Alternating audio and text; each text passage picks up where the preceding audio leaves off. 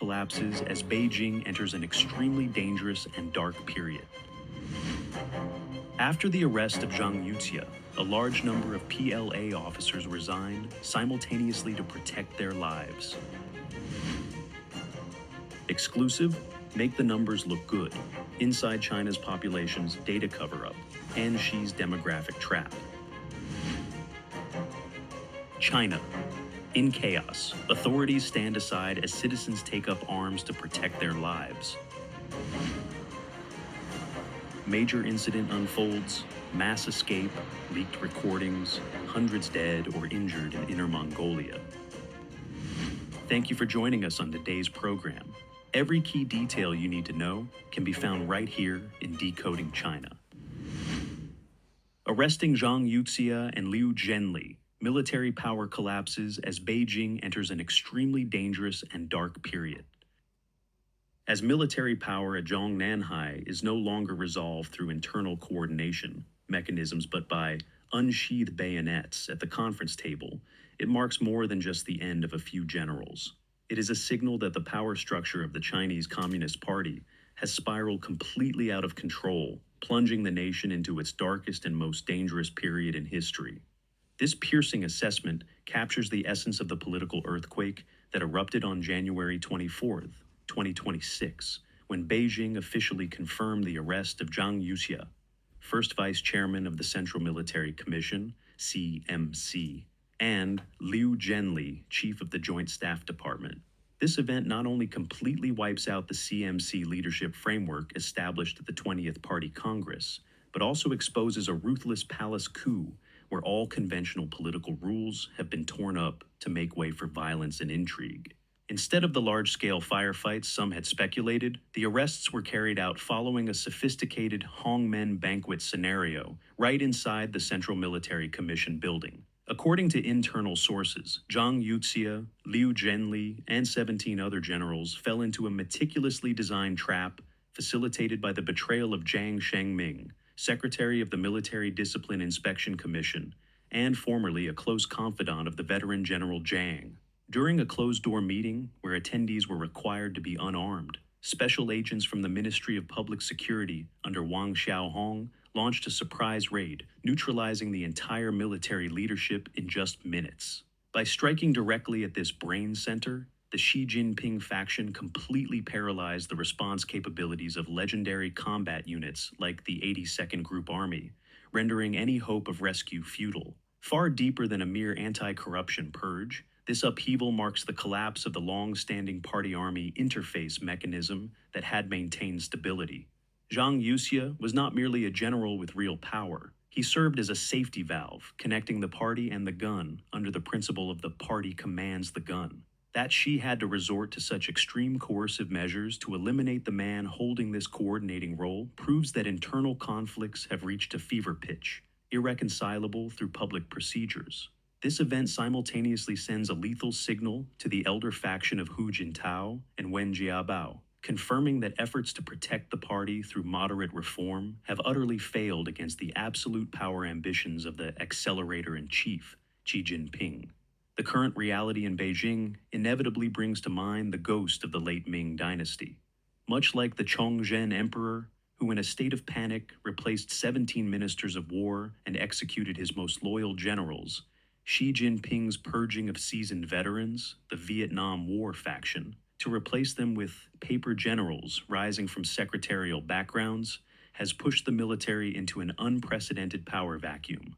Within the PLA, resentment is accumulating like a powder keg, as officers realize that even a childhood friend like Zhang Yuxia can be squeezed for juice and discarded. With submission now a mere fragile veneer and military morale splintered, the risk of a real rebellion is more imminent than ever. The consequences of this coup extend to the Taiwan Strait with deeply unstable forecasts. Contrary to the cautious, combat-centric views of the Zhang-Liu faction, rising generals from the Eastern Theater Command are now zealously promoting the use of force to serve Xi's political objectives. With the final safety valve removed, the barriers preventing a risky military adventure have become weaker than ever. Beijing has officially entered a rule-free era, where military power is rewritten through conspiracy rather than institutions. The collapse of these capable reformers is a signal that the CCP is accelerating toward a point of self-destruction, and the world holds its breath as it watches the ticking time bomb within the Chinese military, awaiting a seismic shift that could reshape the entire global order. After the arrest of Zhang Yuxia, a large number of PLA officers resigned simultaneously to protect their lives. When the honor of the People's Liberation Army's most battle-hardened marksmen is trampled by police forces in the heart of Beijing, submission turns into hatred. A headless military now faces a life-or-death choice: lie flat and await the purge, or rise up in a bloodbath to reclaim justice for their veteran commander.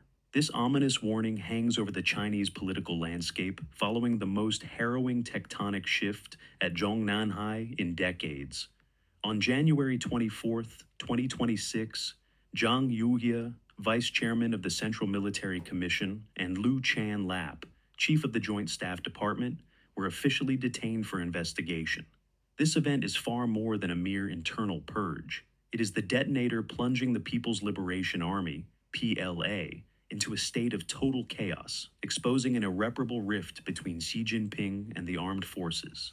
Public astonishment deepened as internal sources from the 31st Group Army revealed that the arrest was far from silent, erupting instead into a violent firefight. Special police forces under the command of Wang Xiaohong, Xi's personal blade, directly confronted and suppressed the Snow Leopard Commando Unit, the elite guard protecting the veteran General Zhang.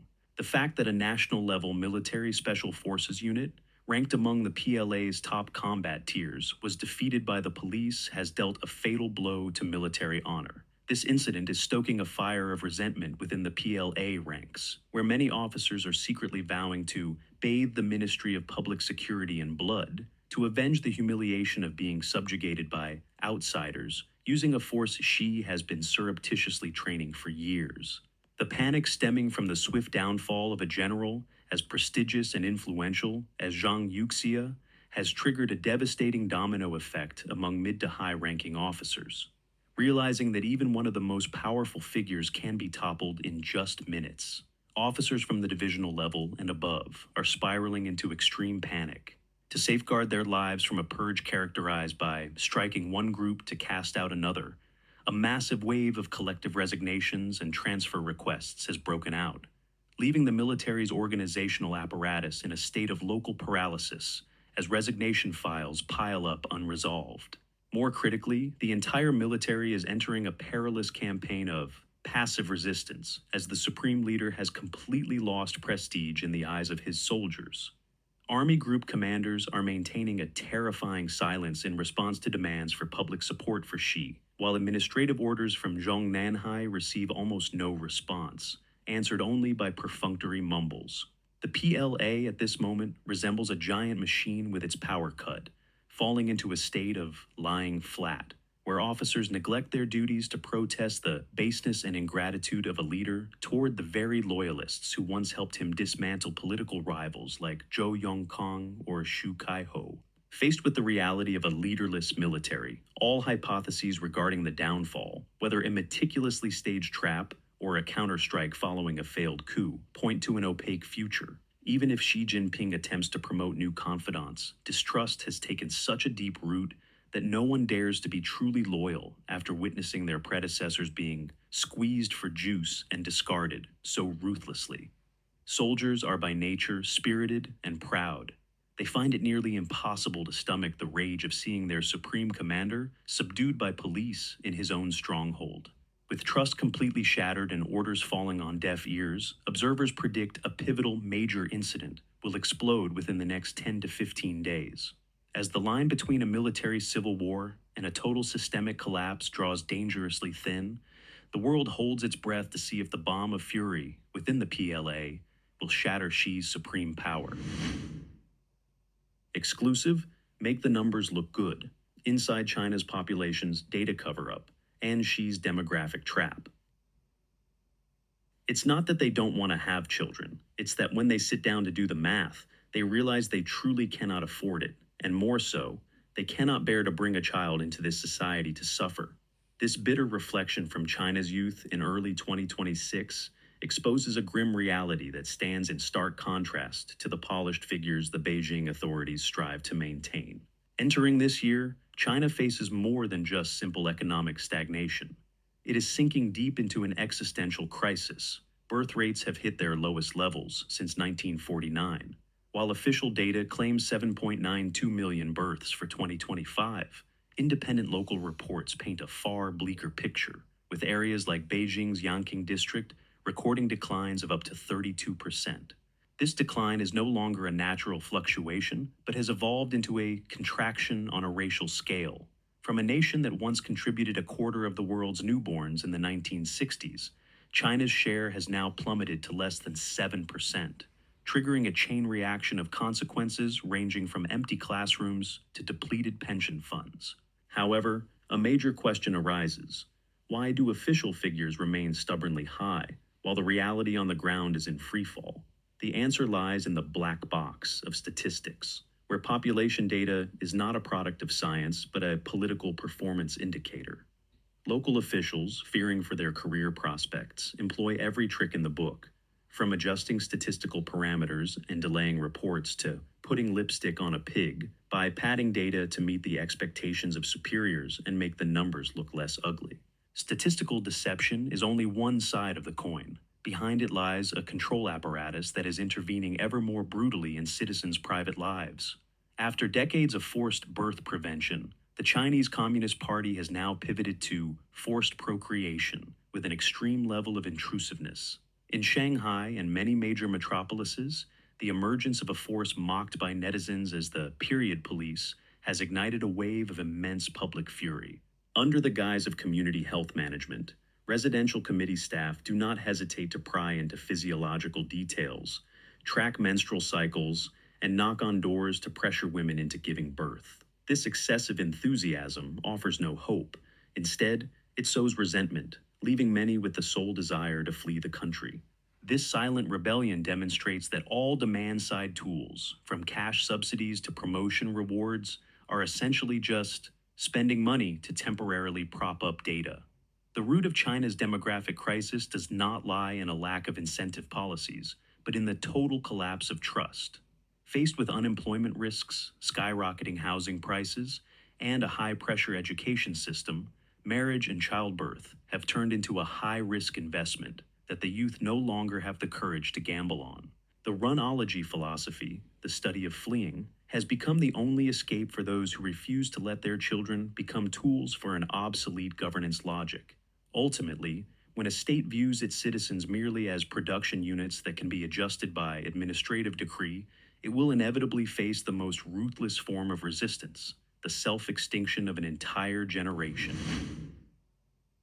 China. In chaos, authorities stand aside as citizens take up arms to protect their lives. In a society where schools have suddenly become danger zones, and hospitals are increasingly suspected of being sites for the overt and expanding practice of forced organ harvesting, the Chinese people find themselves in a total war of self-defense. With faith in the rule of law completely collapsed, citizens are forced to fight an all-encompassing battle to snatch the lives of their children and themselves back from the brink. The true collapse of a nation does not lie in declining economic figures, but in the moment people realize they are no longer protected by any institution. Entering 2026, a term filled with grief and indignation has emerged and spread across the provinces, dropping out to save lives. The wave of hundreds of students simultaneously leaving school is not due to laziness or a lack of interest in education. Rather, it is because parents realize that having an uneducated child is better than having one turned into merchandise, priced on blood test lists with their organs liable to be taken at any moment. This fear is far from groundless, as a dark reality gradually emerges behind the authorities' flowery rhetoric of medical breakthroughs. Recently, Chinese state media heavily promoted a minimal access heart transplant performed by director Nian Guo, involving an incision of just 8 centimeters that allowed for a lightning-fast recovery. Yet, behind this glory lies a chilling question. Where do these healthy hearts, transported continuously across provinces via planes and high-speed rail in 5-layer preservation boxes, actually come from? Suspicions intensified when a leaked recording from the Laohan District Hospital, Xi'an, Yunnan, revealed a process of categorizing children aged 3 to 9 in terrifying detail. Everything from blood types to the smallest biological traits is collected, not to treat illnesses, but to match wealthy donors. Furthermore, when a doctor surnamed Liu intended to expose the truth, he was threatened with assassination, with a bounty of 1.5 billion yuan, approximately 210 million US dollars, placed on his head. This underscores the horrifying extent to which human life has been transformed into a high surplus commodity.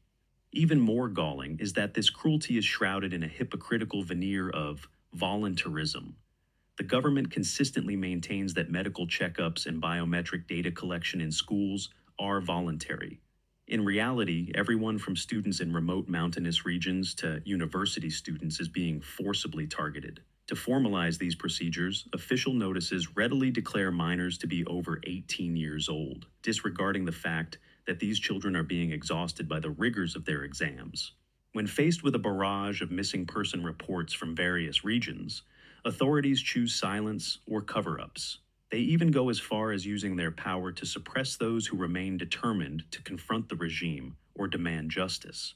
This betrayal by the legal system has pushed the people into a corner, forcing them to find ways to fight for survival and the restoration of justice. Born out of this desperation, an exodus from the educational system and the formation of grassroots self-defense alliances have begun to explode. Parents no longer wish for their children to be brilliant or successful. They only pray for them to survive. To protect their future generations, informal civil alliances have emerged as a nationwide effort for self-salvation. A prime example is the force of over 100,000 delivery drivers who have established a private anti-corruption bureau, utilizing their presence in every corner of the city to watch for suspicious individuals and protect children. Small surveillance groups of 5 people have also been quietly formed, sharing anonymous information to bypass the draconian censorship network. Reports suggest these anti-crime alliances have attracted over 1 million participants, creating an unprecedented state of national defense. China has now become a battlefield without gunfire, where angels in white, or law enforcement officers, are sometimes the very ones putting the public in peril. When a society reaches the point where citizens must arm and train themselves just to maintain basic safety, the moral and legal foundation of the CCP's regime has truly rotted from within. The wave of school dropouts and the rise of spontaneous alliances are the desperate cries of a nation striving to reclaim the right to live from a system that has completely lost its conscience.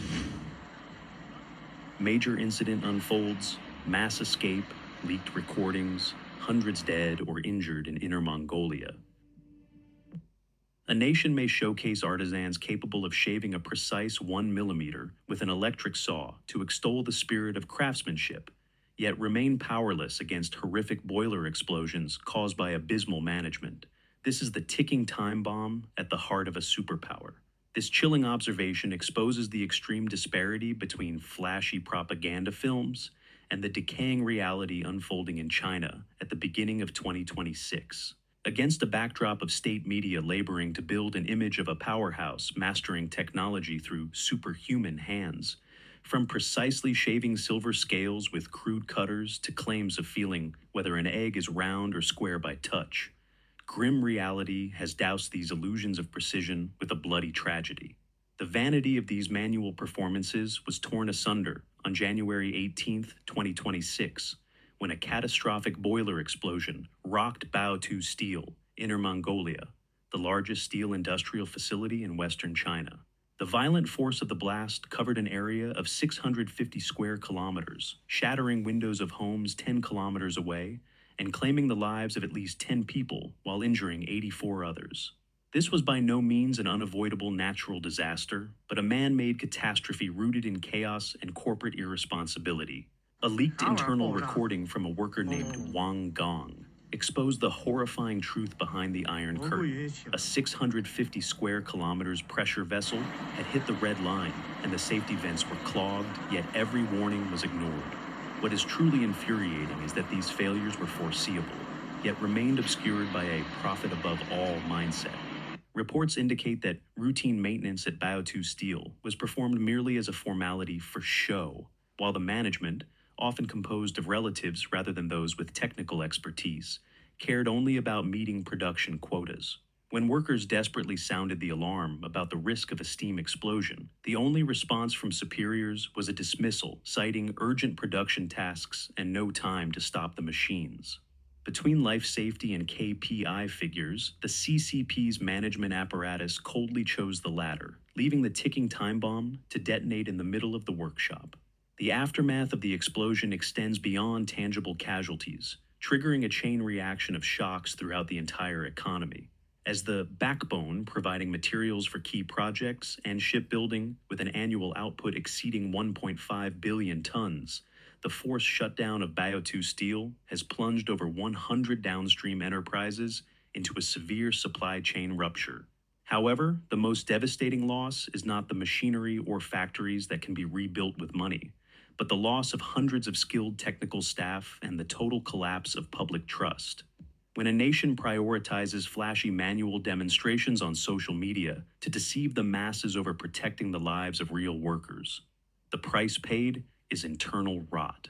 The 2026 Bao2 tragedy is a belated wake-up call regarding a governance system that values 100-page production safety PowerPoint presentations, more than cries for help from the front lines. There, safety slogans are enlarged to the maximum on factory walls, but the conscience and responsibility of those in charge have shrunk to the point of vanishing, turning every workshop into a risky battlefield where laborers must gamble with their lives every day. Let us know your thoughts. Leave a comment below. If you found value in this episode, please share it with others. Your encouragement drives us to keep bringing you thoughtful analysis. Don't forget to click, like, and subscribe for more insightful episodes from Decoding China.